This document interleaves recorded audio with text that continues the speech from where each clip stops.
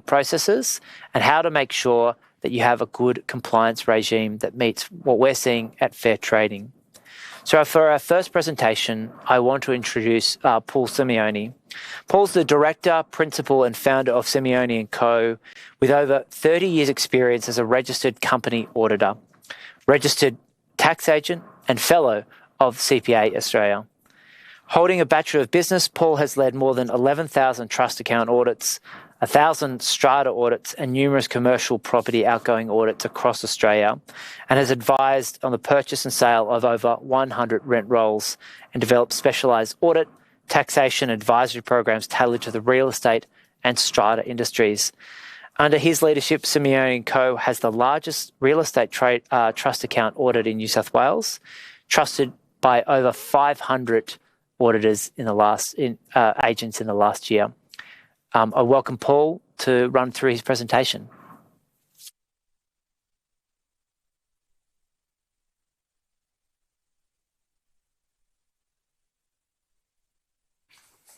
Thank you, Angus. Really happy to be here this afternoon. Trust account audits. Trust accounting is not exactly a sexy topic, but it's extremely important. I know a lot of business owners regard it as a pain in the ass, to use the term, but it is vital. It could actually affect your business and it can actually ruin your business if you don't get it right. So there's three main areas I wanted to focus on. One is the most common breaches and findings. The second one is how to avoid those breaches, and also what is good practice. So a lot of these things that I'm telling you is just from first-hand experience, from dealing with clients over the last 30 years, and what we've been able to find and how we've been able to help them. So we'll keep going from there. So one of the first breaches is bank account reconciliation add back adjustments over 1 month old. A lot of you might not understand, and I'll try to explain it a bit better to you in more layman's term. With reconciliation, as you can see, there are three basic items to be reconciled. One is the cash book. So you have the opening balance, which is the closing balance from the previous month. It has to then record all the receipts, minus all the payments for that particular month, and then you've got a closing balance. Now, that closing balance should also match up with all the ledgers as of that day, so that they all balance. The other aspect of the reconciliation is the bank reconciliation, and that's the third component. So that's why there's three components and bank. So what is physically in your bank account as of that day? So if the cash book and the trial balance, well, the cash, theoretically, the bank, but it doesn't always. And what a lot of people do is there might be a shortfall in the balance, and so just to make it balance, they put in an add back, and an add back could be a whole range of different things. It could be double entry, a receipt being double entered. Could be a number of different areas, or it could be just the fact that we just don't know. An add back adjustment should only ever be a temporary thing. Should only be at that month, and it should be fixed by the first or second or third of the following month. Now, the problem lies is where it's there for month after month after month, and sometimes builds. Well, that causes a problem, because theoretically, there's not enough money to cover your commitments. You've got a certain amount of commitments to your landlords, your vendors, purchasers, and creditors, and there's just not enough money. You need to put an add back adjustment to make it balance. Well, that's really, really important, to make sure that you understand what that add back adjustment, fix it up as soon as possible, so that way it can be, your bank account is balanced with the cash book and the trial balance. So the other aspect, second point I'd like to also bring, is not recording all transactions. It's a really common thing where you have an error. So bank puts some money into the trust account, or you might have accidentally moved money into it. Record everything. So in other words, if it goes in error, receipt it. receipt it, so that way you've acknowledged it. You can put it to unknown, unclaimed, whatever. It doesn't really matter. But a lot of people will just, unfortunately, money goes in. It might go out the same day and ignore it. The legislation is very clear. Must record all transactions, even if it's by error. So that seems to be a popular one, unfortunately, where people do make mistakes. Another one is negative ledger balances. Negative ledger meaning that an owner or a vendor or whatever turns into negative. Not necessarily the bank account turns into negative, but the actual ledger turns into negative. And one of the most common ways is where, for example, you might get an EFT arrive and you send the money off to the owner straight away, after your commissions and things like that. All of a sudden, that EFT might bounce, and this is where a lot of people aren't aware. Sometimes EFTs aren't cleared funds. They'll take 1, maybe 2 days to clear, depending on the institution, where it's coming from, a whole different sort of thing. So all of a sudden, you've actually just paid someone, but it actually bounces back, and so all of a sudden, that ledger is now in minus. You need to rectify that immediately. You need to sort that one out very, very quickly, because you just can't have ledgers being kept in negative, because you're basically taking from Peter to pay Paul. So it's a really, really important thing. One of the most common ones also is not rolling over 1 or more months. This is more common in the sales trust. The sales trust, it seems to be the most common sort of thing where people do, with the cash book at the end. Remember, you've got the opening balance, receipts, payments equals closing. And at the end of every month, you close it, and that closing balance becomes the opening the following month. So we know there's a continuation. There's no entries that have come in between the closing and opening. So it is really, really important to get it right. But unfortunately, in some cases, people forget. They go on annual leave, get sick, or whatever the case is, and do forget to roll over. So it's really important to have the systems in place to make sure that you roll over every single month. And unfortunately, we've had cases where we've turned up for an audit and we realise that they've rolled over 7 months in 1 day. So they've got the rollover and they've rolled over 7 months in 1 day. That's not good. You need to reconcile and roll over and every single month. The other, another point that I think is obviously to do with that reconciliation is that needs to be done within 21 days. It's very important. It has to be done within 21 days. So not performing your end of month reconciliation within 21 days is another breach. There's good reasons for it. Every state has different time periods. New South Wales, we have 21 days, and it needs to be done. And that way we know that you've reconciled, you've seen it as a licensee in charge, you know that it's all been done and accounted for correctly. The next item is the end of month reconciliation out of balance. So as I mentioned to you, where those 3 items should balance, believe it or not, a lot of times they don't balance, and for some reason the licensee signs off on it and it moves on to the next month, where again, believe it or not, it doesn't balance again. So make sure it balances. It's, if it doesn't balance, don't close it and move on. Just make sure you find out why it doesn't balance. Sometimes it's fairly simple. Could be just a slight error in double entries or something like that. Just balance it. It's a fairly easy one that you should be able to balance. Another one that we found every now and then is people that issue one receipt for multiple deposits. So you might have a deposit at the beginning of the month, one in the middle, one at the end.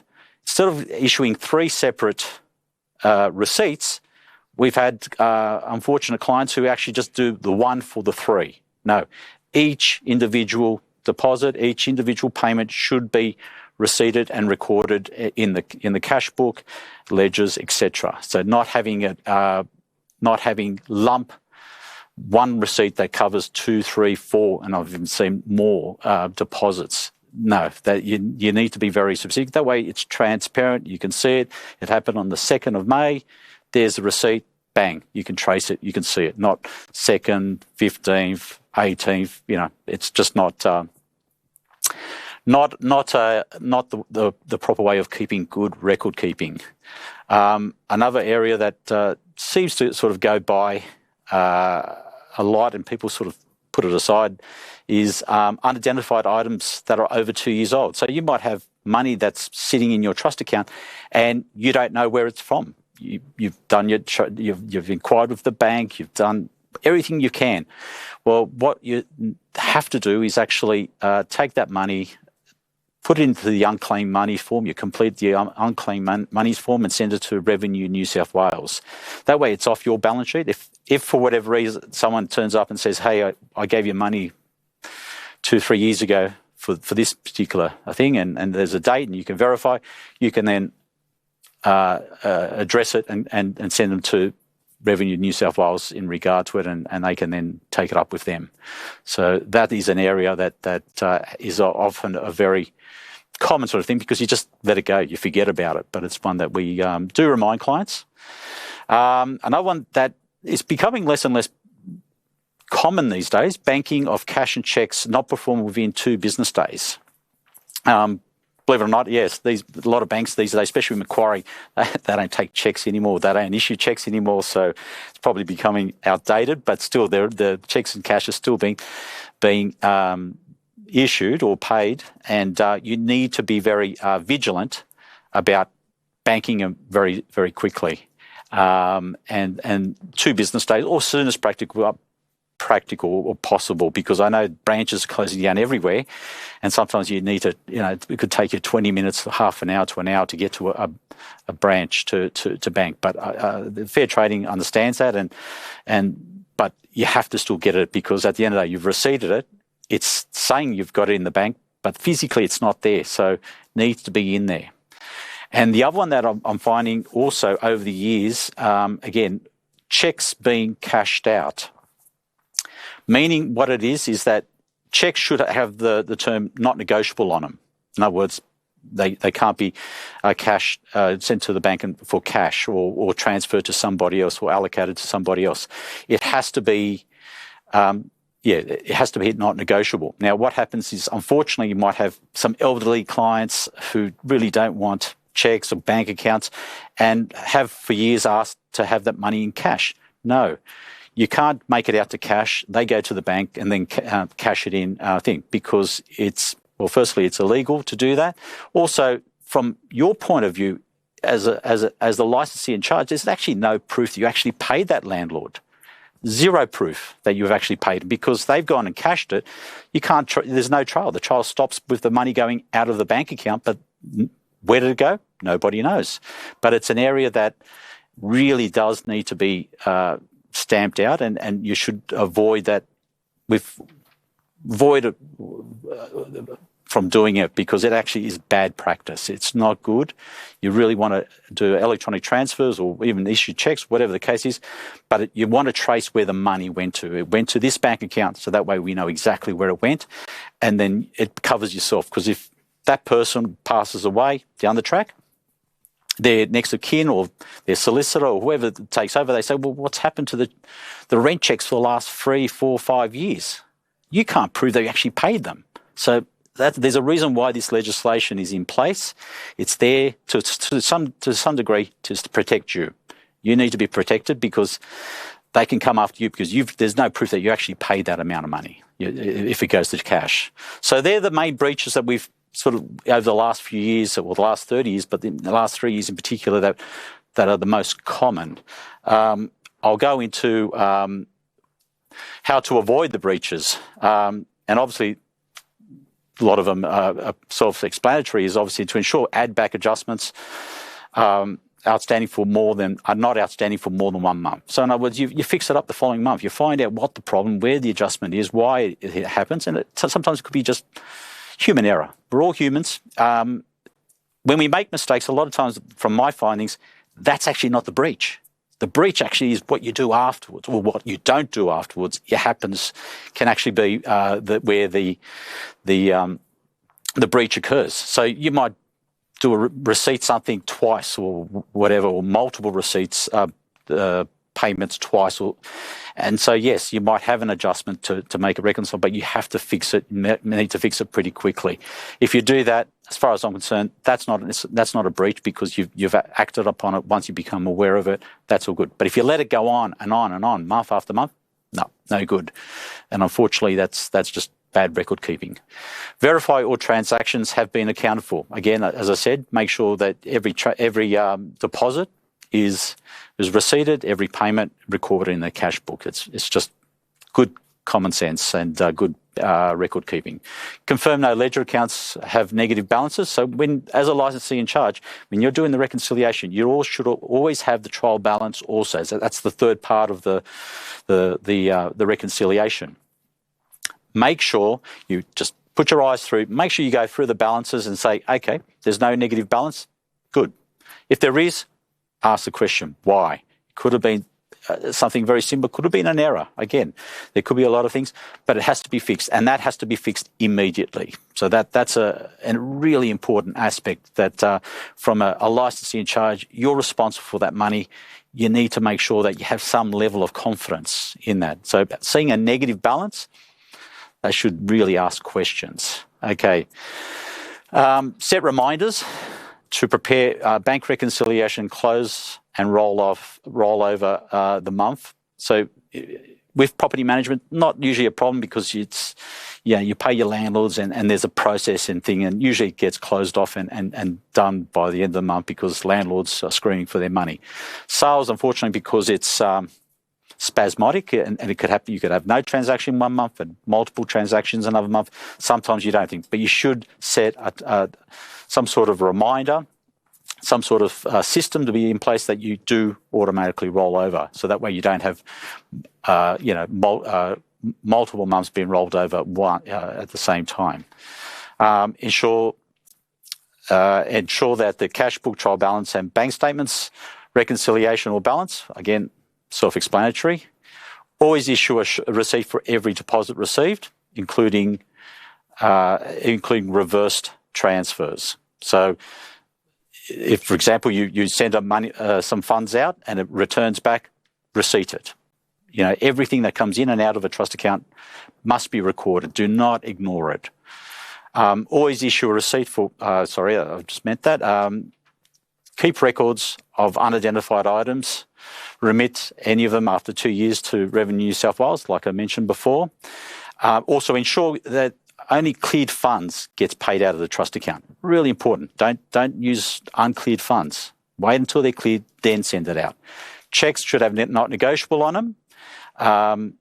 And my recommendation is always use a recognised trust accounting software system. Really important. Xero, MYB, all great systems, and Recon, they're all fantastic accounting systems, but they're not trust accounting. As soon as I see someone with Xero, MYB, or Recon, or one of those sort of general accounting, going to be breached straight away. I'm sorry, but it does not comply. It doesn't comply with a whole bunch of areas. There's dozens of areas that doesn't comply. So don't use them. If you're using it, please change to one of the recognised software systems. I'm not going to mention them all, because don't want to give advantage to anyone, but there's a dozen of very good software systems out there that will do the job. If you're not sure, just you can send me an email and I can recommend a few for you. Some good practices that we've noticed a lot of people, we recommend a lot of clients to do, is diversify duties in the trust accounting process. So in other words, if you have 2 or 3 people involved in the reconciling and the reporting and recording, it makes it a better, more robust system. Less chance of something going wrong or misappropriation of funds. It's a really important aspect. Now, of course, if you're a one-man operation, a sole trader or a sole practitioner, I know that's a very difficult part to do, but I'm talking about if you have 10 plus employees, it's really good that someone would do the receipting of the payments, someone else be involved in the payment along with the licensee, and then hopefully potentially a third person looking at the reconciliation process along with the licensee, so that if there's 3 pairs of eyes that actually can look at it and can actually see if there's a problem. Then it can be addressed as soon as possible, rather than having one person who potentially, might go on annual leave or whatever the case is, and you could fall down and fall behind in regard to it. So really important. If you can, do it. Engage an external party for end-of-month reconciliation and or bookkeeping and or available for support. What I found with a lot of clients, even with a one-man operation or one-person operation, is they might do all the processing, receipts, the payments, but they might actually get an external bookkeeping company that actually might do the end-of-month reconciliation. The reason is they have a fresh pair of eyes. They'll ask questions. What's this? What's that? Can you explain this? It's a really good way of just ensuring that you're up to date, you're current, and if there are any questions, it's addressed by someone else with a fresh pair of eyes. It's also handy in an organisation where you might be going on annual leave or something like that. They can come in and do some of the bookkeeping. So you don't have to use them all the time, but it's also handy to have them around, and they're aware of who you are and your systems and everything else, that they can come any particular month. They might come, say, every 3 months, every quarter. They might come in and do the reconciliation just to make sure that everything's okay. Gives the licensee in charge a bit of assurance that another pair of eyes and independent people are looking at it. I find that it's really good. It gives me a lot more confidence when I do my audits. I assess each client, each customer on the level of risk. If one person's just doing everything and it all relies on them, then the level of risk is higher. But if there's multiple people and external people, third parties involved, then I have a high degree of confidence that the records are kept properly. Not always the case, but I have a high degree. So it reflects in my sample testing and everything else. Also, another important thing is securing your database records against hackers.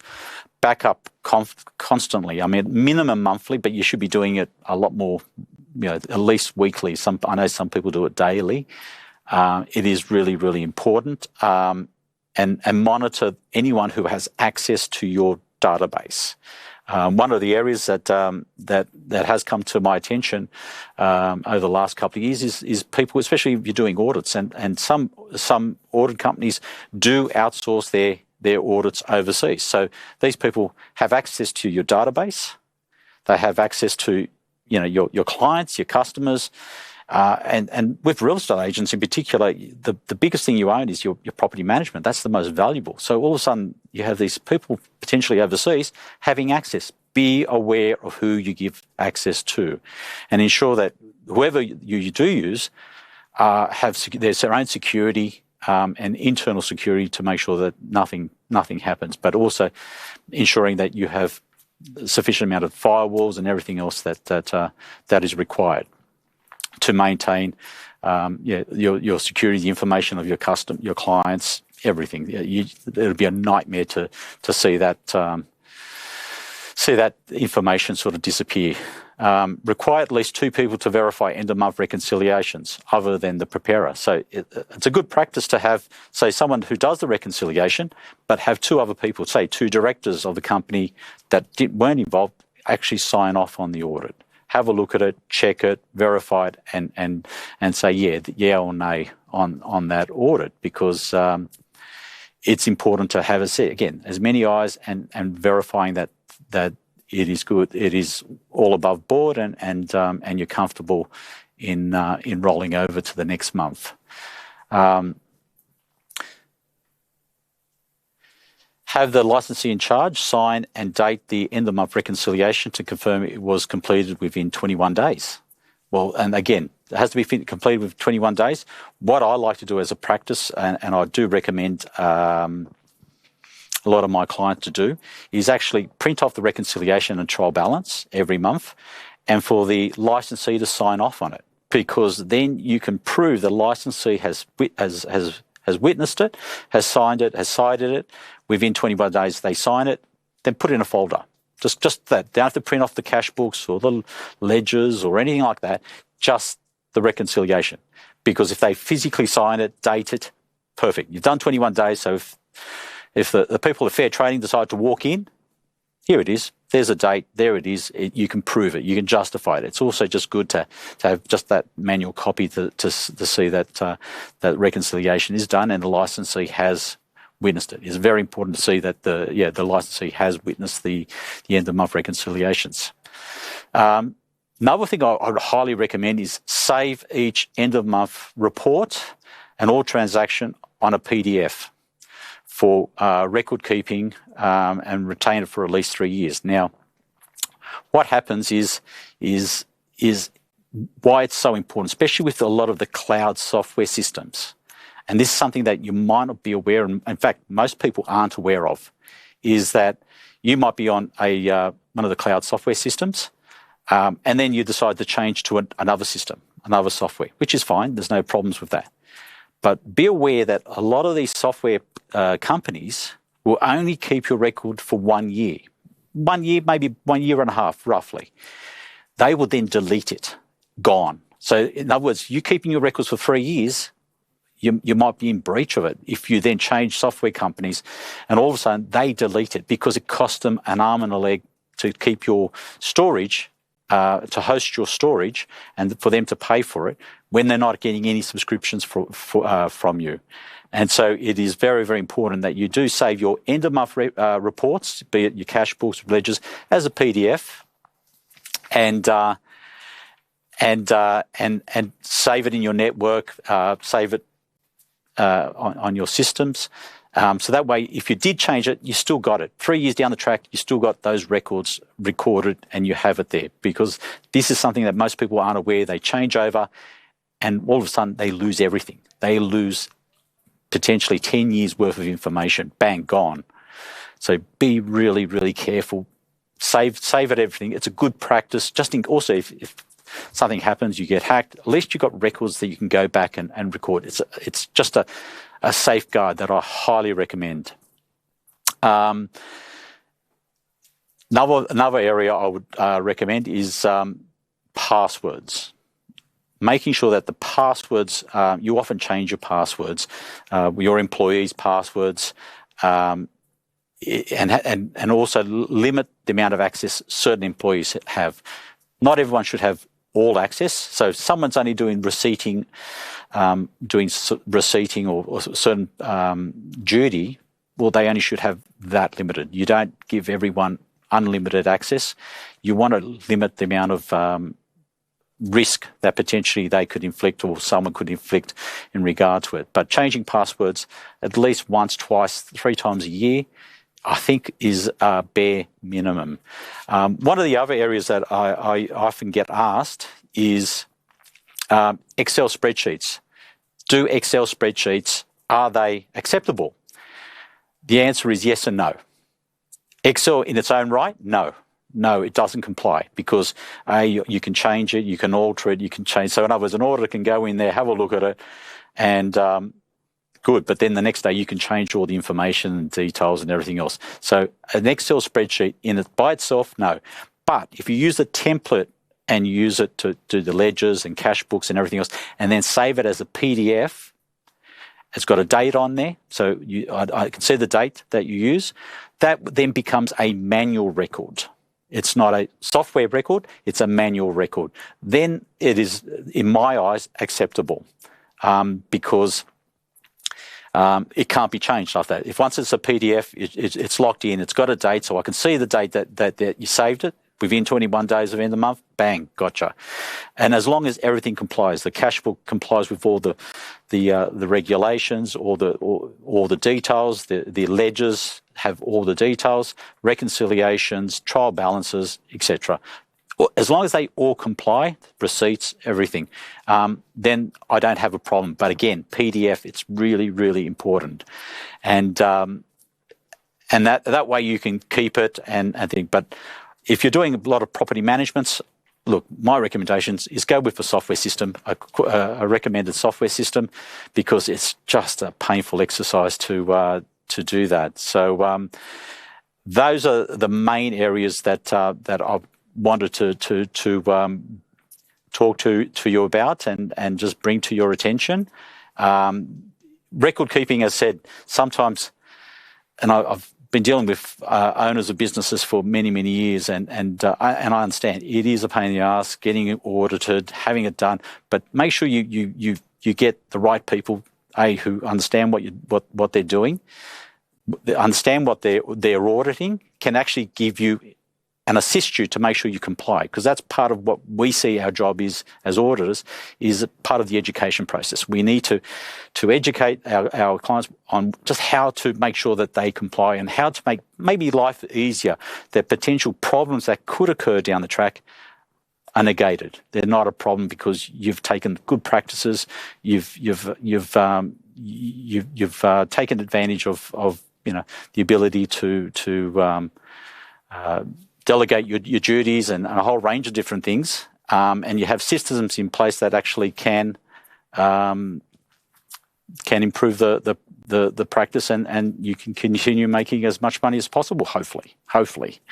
So that's also. I thank you for listening. Hopefully, I haven't put you all to sleep. As I said, trust accounting isn't exactly the most exciting aspect, and I will shortly be handing over to Angus.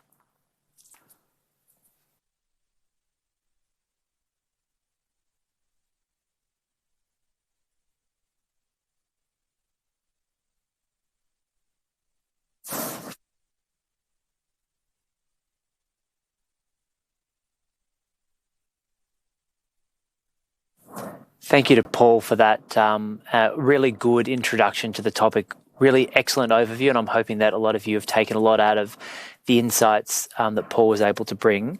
I'd now like to introduce the second speaker for this session, Jay Bishop. Jay's a member of the Stratum Property Services Task Force and brings extensive experience in law reform and regulatory investigations, and he's currently a colleague of mine as the Manager of Property Investigations at FairTrading. With a strong background in uncovering complex financial misconduct, Jay leads a dedicated team focused on identifying and responding to serious breaches of New South Wales property laws, with a particular focus in financial misconduct and the misappropriation of trust funds. His leadership ensures rigorous investigative standards and a commitment to upholding the integrity of the regulatory framework. Thanks, Jay.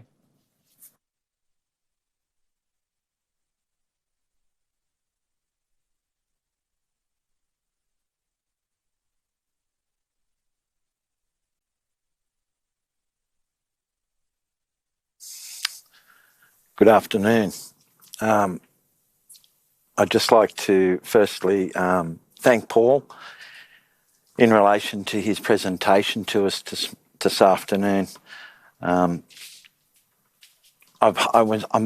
extremely hopeful that throughout the morning session and this afternoon's session that at least you will all walk away from today's engagement with learning something that previously you may have forgotten or were unaware of. Anything that you learned today will give you an opportunity to ensure that any engagement with the regulator moving forward within your agencies will ensure that your business is compliant. In fact, Paul's presentation, while I was sitting here listening, I was unsure around the cloud-based platforms record-keeping process, and I'm grateful for the fact that he raised it, as you all are, and as I would assume moving forward in this industry, cloud-based platforms are going to be something that in time I would assume 100% of us will all be using. I only have a very short time to speak to you all this afternoon, and I'm going to talk about some topics that specifically you will have heard 1,000 times ad nauseum, but again, we'll cover that ground specifically to ensure that your agencies are compliant. I'm going to talk briefly around trust account requirements, audit requirements, recent audits. I've got some recent audit statistics, and I want to share a case study with you in which, although I won't identify the individual or the agency, what I indicate to or speak to you about today will become loud and clear prior to the case study. Just in relation to trust account requirements, the rules and regulations stipulate that money received by a licensee in connection with a licensed business must be held in a trust account at an authorised deposit-taking institution. And I'm sure everybody online is extremely aware of that process. Each trust account must be linked to a unique identifying number, the UIN, which you all know, that needs to be provided to fair trading, except in relation to separate trust accounts. The licensee in charge is the only person that can authorise withdrawals from the trust account. This means that they are reasonable for reviewing and approving all transactions from the trust account before they occur. This function cannot be delegated. I can't indicate more strongly the last little sentence there. This function cannot be delegated from an investigation and a compliance perspective, and matters that Strata and Property Services investigate or look at agencies in relation to possible breaches. I would think that the percentage of the delegation or the function being delegated to other staff members would be in excess of 60-70% of breaches or investigations that are conducted by us.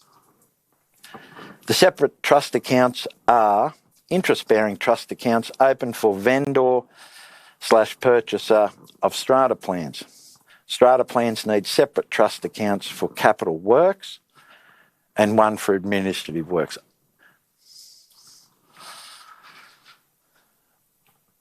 I'll just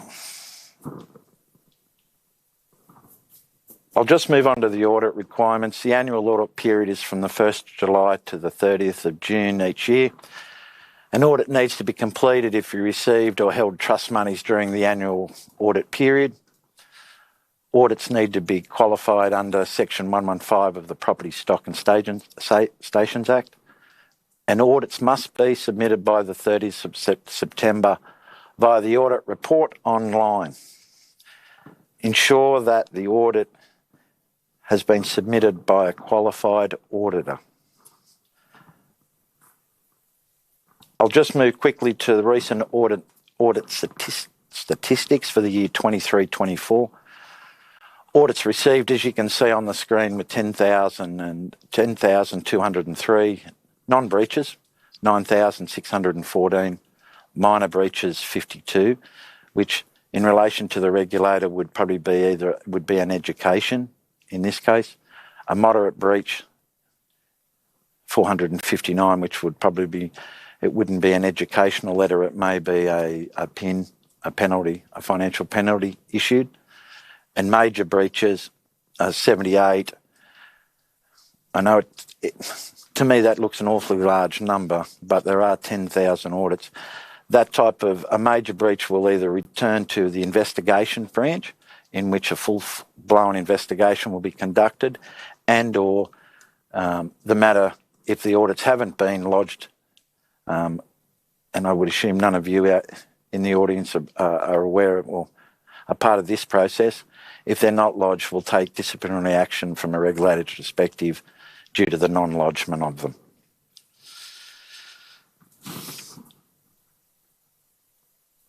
I just want to quickly cover a case study with you.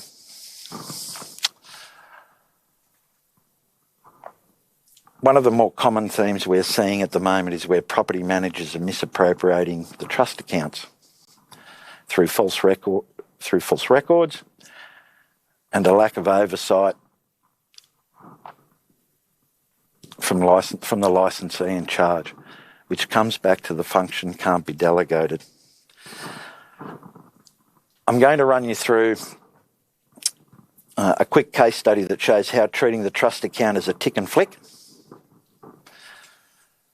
exercise can lead to opportunities for misappropriation aspects of the matter are still, or even though these matters are currently still before the court, and that's why I won't be identifying the individual or the corporation itself. At the time, the individual involved was a property manager at the corporation. So we're talking about a property manager. You could relate this to a sales manager. The corporation had a decent or a good-sized rent roll and a good handling of the sales market in the area in which they operated. In 2024, the Rental Bond Board of Fair Trading flagged that a single property manager had authorised the refund of approximately 35 bonds. This is how this investigation was commenced. And to make it perfectly clear to you all, the regulator speaks with the Rental Bond Board. We share information between one another in relation to trends or anything that's identified. With the funds being directly, so the 35 were being directly to one of five, were being diverted to 5 recurring bank accounts. The matters were referred to the property investigations, and an investigation was commenced by one of my principal investigators. So it's a minor thing in theory. We're talking about 35 bonds. The investigation obtained statements from the 5 banks involved, confirmed that the accounts belonged to the property manager, and confirmed the bonds were receipted into the account. The investigation further identified that each of the 5 accounts operated by the property manager had been receiving deposits from the corporation's trust account. It was identified that over a 2-year period, the property manager had received over $150,000 from the corporation's trust account. Investigators contacted the licensee in charge and stated they needed to talk about disbursements of the rental trust. The response was, I don't really do much with that. I'll get my head property manager to explain what's happened. The investigation then had to inform the licensee that the target of the investigation was in fact his property manager. I could talk to you for longer around the investigation and more finer details around it. But as you can see, the delegation to trusted staff and through relationship that you build within your businesses can cause issues for the individual that you've employed. And as you're all aware, those issues that are caused from your staff in relation will come back to you. And it might not be initially, because we'll be looking at the person of interest in relation to the theft of the money or the misappropriation. But when that's all said and done, we come back to the licensee around your responsibilities as the licensee in looking after your staff. I would like to talk further about it, but I know we're short for time, so I thank you for your time for listening. I hope you take something from today. Angus?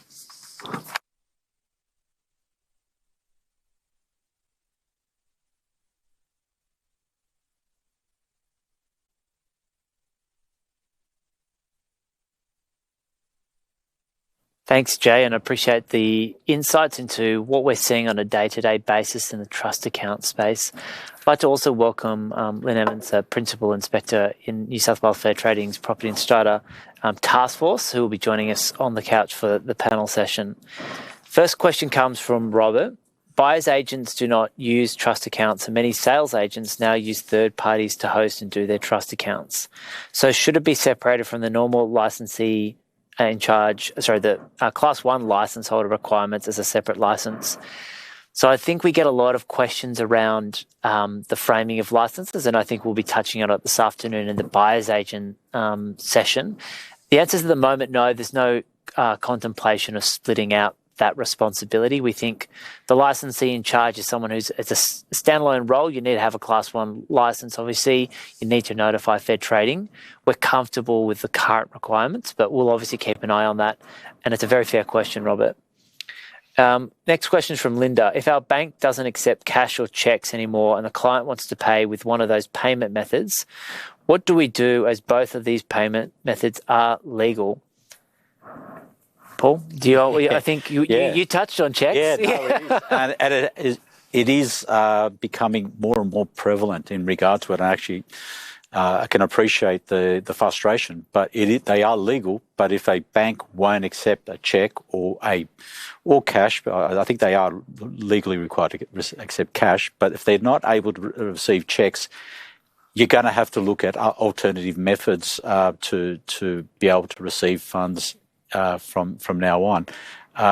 Look, as I said, I don't have an answer. Yes, it is legal tender, and so that's one aspect. But if the bank refuses to receive it, what can you do? I mean, it has to go into a trust account to be recognised, to be protected under the legislation. So it's got to go in there one way or another. I would not recommend that you receive it in your own personal one and then transfer it. That you're opening up a Pandora's box there. Please don't do that.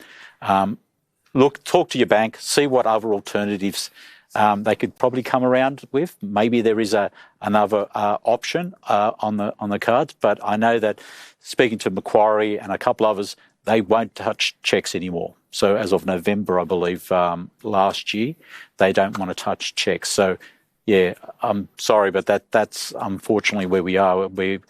The legislation with fair trading has evolved over the years, but obviously the banking, the finance sector has pushed on so far ahead that potentially where there's a lot of catch up involved in that. So that's all I could probably recommend in that. Sorry.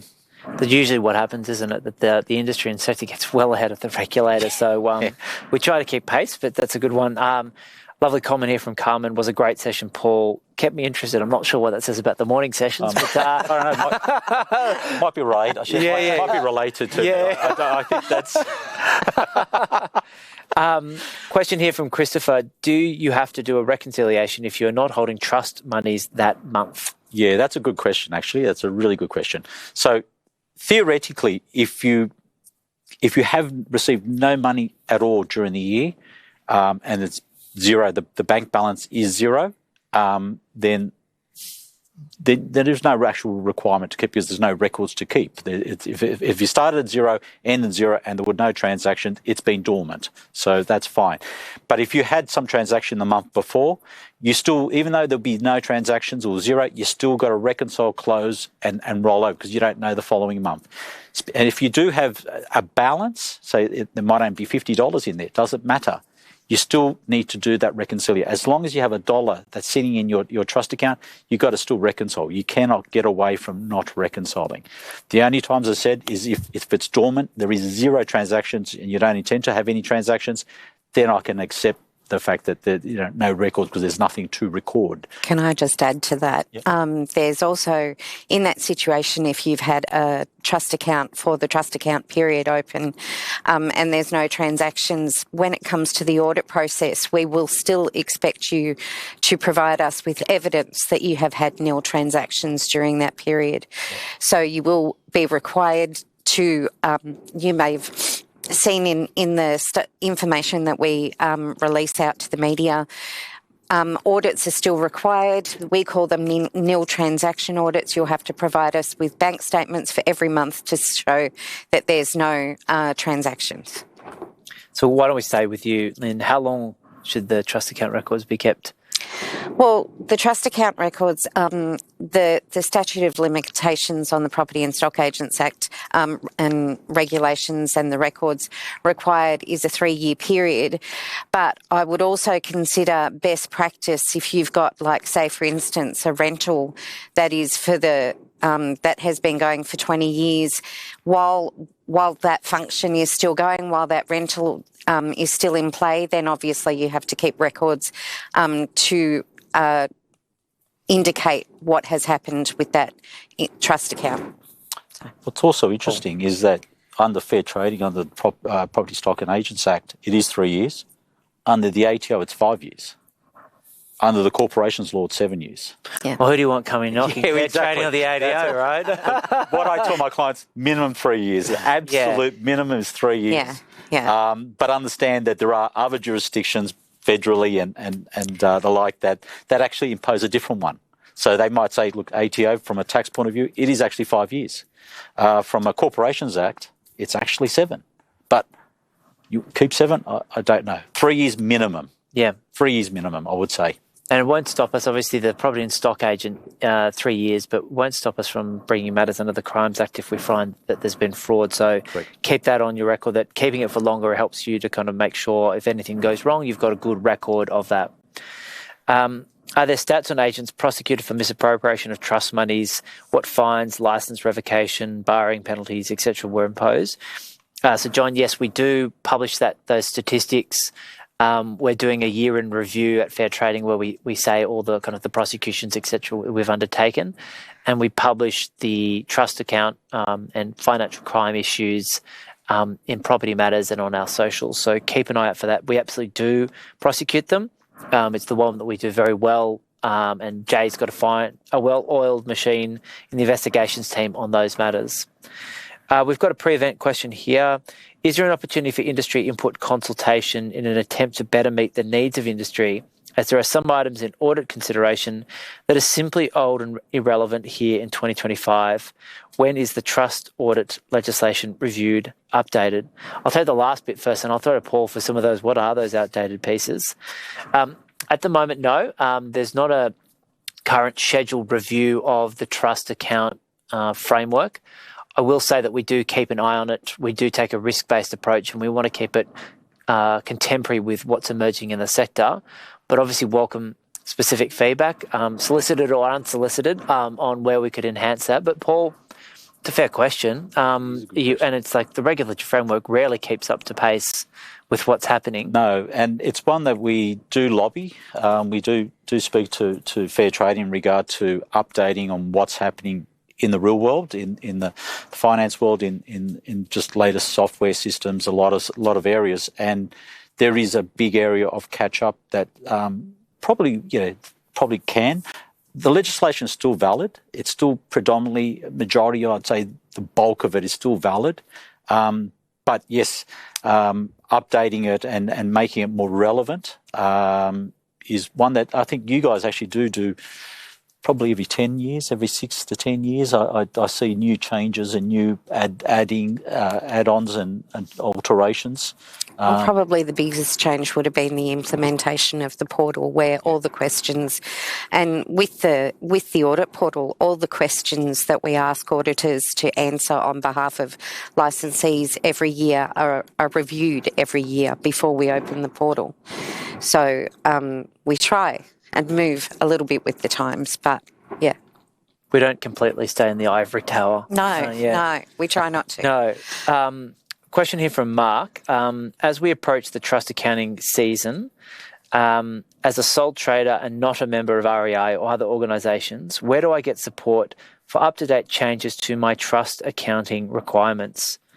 Paul, like what's on the day-to-day basis? I imagine you work with some large operators and some smaller operators. Yeah. How do you help those smaller operators to get through this process? It comes down to, I suppose, to be up to date with the latest changes or being up to date. So the changes, the legislation has been around for forever and a day, so that's still valid. The record keeping is still valid in regard to it. Now, I would highly recommend, say, there are specialised bookkeeping companies out there that specialise in helping and even educating. So even if you require some additional training, education in regard to how to keep better records, to be more compliant, or to ensure you keep compliant, have one of these external parties come in, have a look at your operation, have a look at what you're doing, and they can give you a run through on just where you might be weak and where you might have problems. Alternative, you can even probably an auditor, your auditor that does the trust accounting should really be able to come in and say, okay, these are where your weaknesses are, these are where your strengths. I know with a sole trader, it is really, really difficult because you wear about 10 different hats. I get that. I'm the sole director and founder of my company, and for 30 years, and so I know what that feels like. It's it's a very lonely job, but getting external specialist advice makes it really, really reassuring for yourself that you're doing the right thing. So that's where I would probably recommend. If you want to get in contact with myself at some stage, I can give you names of just really very reputable organisations that I've worked with over the years. And Lynn, Fair Trading does a fair chunk of work in this space. Can you kind of talk about the support we provide through that process?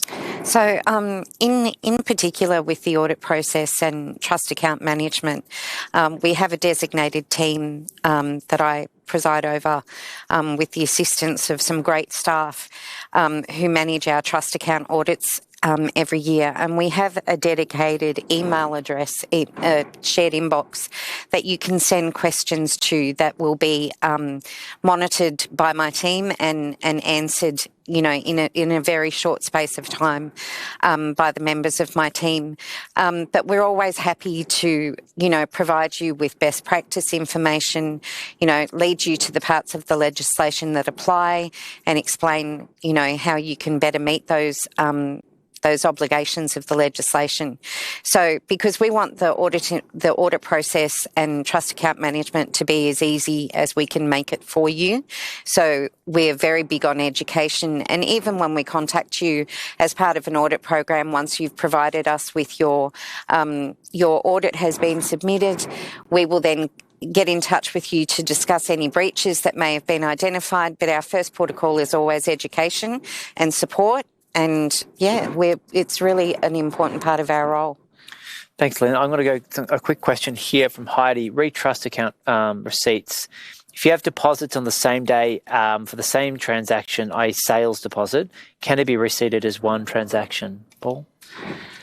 Okay. The answer is probably no. They should be separate individual transactions, receipts. Because you're actually acknowledging each individual receipt. Look, at the end of the day, they're all the same thing.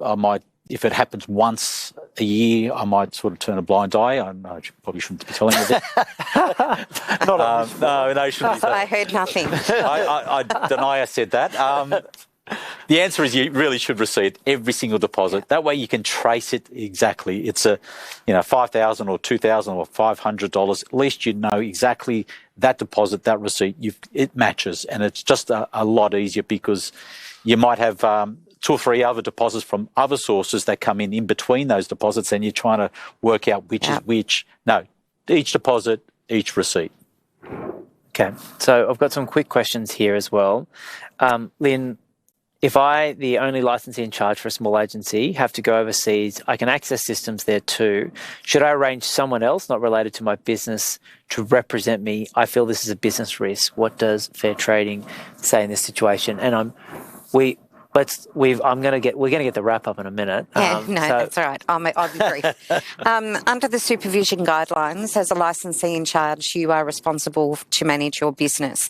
You're also responsible to have a set of procedures that marry up with those guidelines. So you need to demonstrate to us when we come in to do an inspection how you're going to supervise your business from overseas. So that should, if this is something that is going to happen during your year, then you need to make sure that you've got a procedure explaining how, for instance, how you will manage staff, how you will supervise staff, how you will, release funds from the trust account.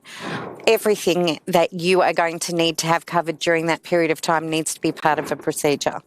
It's not just about the trust account, right? It's about generally supervision of the practice. So just because you can do the trust account bit remotely doesn't mean you can supervise all the other parts. That's right. So that's right. Really important call out. Have a system in place. Make sure you're abiding by the supervision guidelines. Yeah. And then one final thing I'll make this as a comment. How do trustless systems sit with trust accounting requirements? We're going to be putting out some guidance on that one to make sure that everyone understands how to use these third-party platforms as effectively as possible.